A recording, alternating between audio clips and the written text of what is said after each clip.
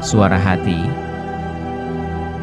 Renungan kita hari ini, topik, bersandar sepenuhnya kepada Tuhan.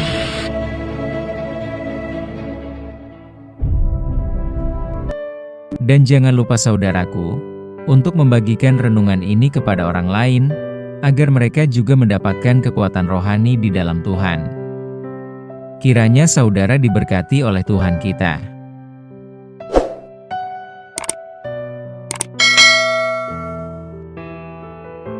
Nas renungan kita hari ini, 1 Samuel 28 ayat 4, 5 dan 6, orang Filistin itu berkumpul, lalu bergerak maju, dan berkemah dekat Sunem. Saul mengumpulkan seluruh orang Israel, lalu mereka berkemah di Gilboa. Ketika Saul melihat tentara Filistin itu, maka takutlah ia dan hatinya sangat gemetar. Dan Saul bertanya kepada Tuhan, tetapi Tuhan tidak menjawab dia, baik dengan mimpi, baik dengan Urim, baik dengan perantaraan para nabi. Saudaraku, bacaan Alkitab hari ini menggambarkan keadaan Raja Saul di tengah ketakutan dan kegelisahannya dalam menghadapi peperangan dengan Filistin. Demikian juga dengan tiap orang, pasti ada merasa takut dan gelisah, bila yang dihadapi itu lebih kuat atau lebih pintar.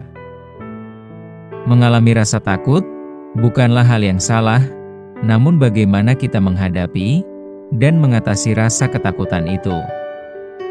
Hal ini jauh lebih penting dipelajari.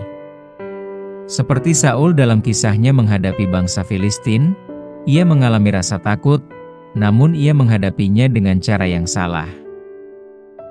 Sebab, Saul lebih memilih mencari pertolongan kepada pemanggil arwah, ayat 7.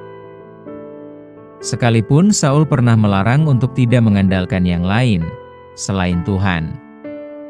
Kita dapat melihat adanya inkonsistensi dari iman Saul. Nyatanya Saul tidak mengandalkan Tuhan Allah sepenuhnya.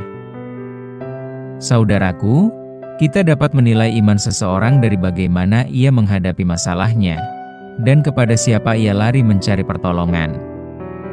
Sangat jelas sekali dalam perikop ini, bahwa Saul telah mengabaikan kepercayaannya bukan kepada Tuhan, melainkan pergi menemui seorang peramal. Ciri hidup orang beriman, bila menghadapi sebuah permasalahan, dirinya harus konsisten untuk memohon pertolongan Tuhan. Saul, acap kali mengabaikan perintah Tuhan, dan tidak bertobat dari pelanggarannya.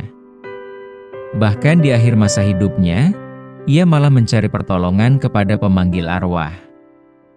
Demikianlah Saul mati karena perbuatannya yang tidak setia terhadap Tuhan, oleh karena ia tidak berpegang pada firman Tuhan, dan juga karena ia telah meminta petunjuk dari arwah.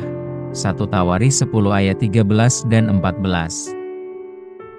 Sebab itu Tuhan membunuh dia dan menyerahkan jabatan raja itu kepada Daud bin Isai.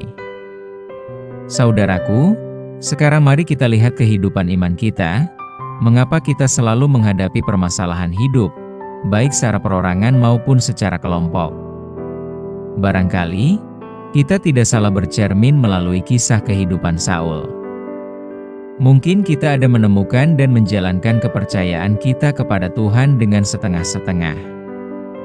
Atau mungkin ada pelanggaran atau dosa yang disembunyikan yang belum diampuni oleh Tuhan.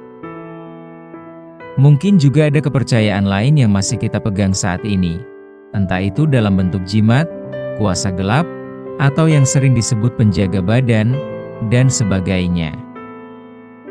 Saudaraku, saat ini juga, mari kita akui, bila mana ada di antara kita yang menggunakannya itu.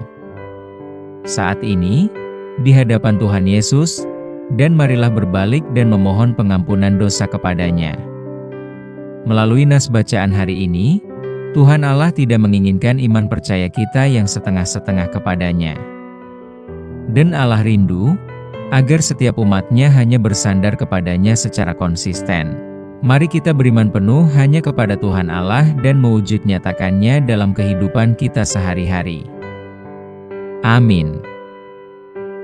Saudaraku, topik doa kita hari ini, yaitu untuk saudara kita yang sedang dilanda masalah di daerah kota Medan, Selamat beribadah Minggu saudaraku.